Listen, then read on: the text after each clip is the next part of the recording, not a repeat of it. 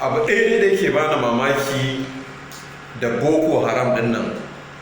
ko da waɗannan kidnappers ɗin na arewacin nan da har ba su taɓa haurawa ba irin Lagos ko wani guri ko Port Harcourt sun yi kidnapping ta inda za ka san abin plan ne kenan ko ok setup ne abin ko ok to sunana G-Fresh Alamin yaro ɗan Kanawa yes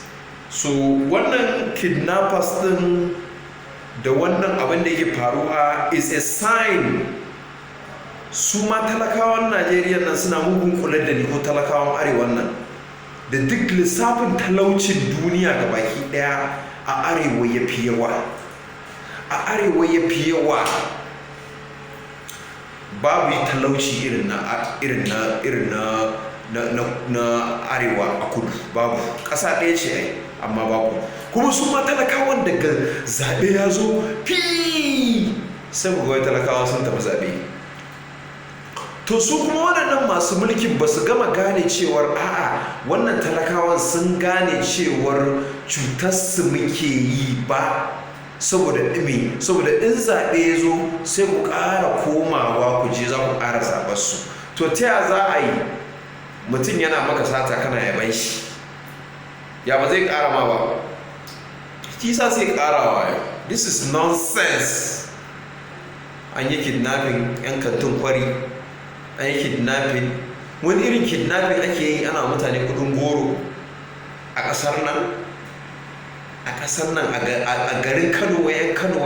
yau yan Kano kidnapping wai za su je ko aba ne ko ina ne yan kantin kwari sai da aka kai naira miliyan 25 wai kidnappers din ma wai irin in miliyan 1 bata cika ba akan miliyan 25 din nan ma to kawai ba za ma su bada mutanen ba kuma wani mutum ne guda ɗaya ba wani bafin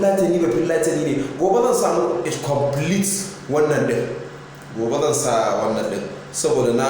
wannan gidan rediyon express ne sun gayyace ni ma da yin magana akan program din amma ban samu naji ba amma ina da recording program din da yake da alaka da wannan kidnapping din da aka yi wa 'yan kantin kwari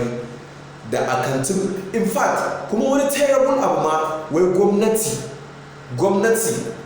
Kano da gwamnatin ko'ina da ko'ina Najeriya nan ba za ba da gudunmawan komai ba cewar a kai wa waɗannan kidnappers din ko sisi wai sai shaguna aka dinga biya cikin kasuwar kantin kwari wannan shagon ya bada 1,000 wannan shagon ya bada 50,000 wannan shagon ya bada a haka wai aka hada miliyan 25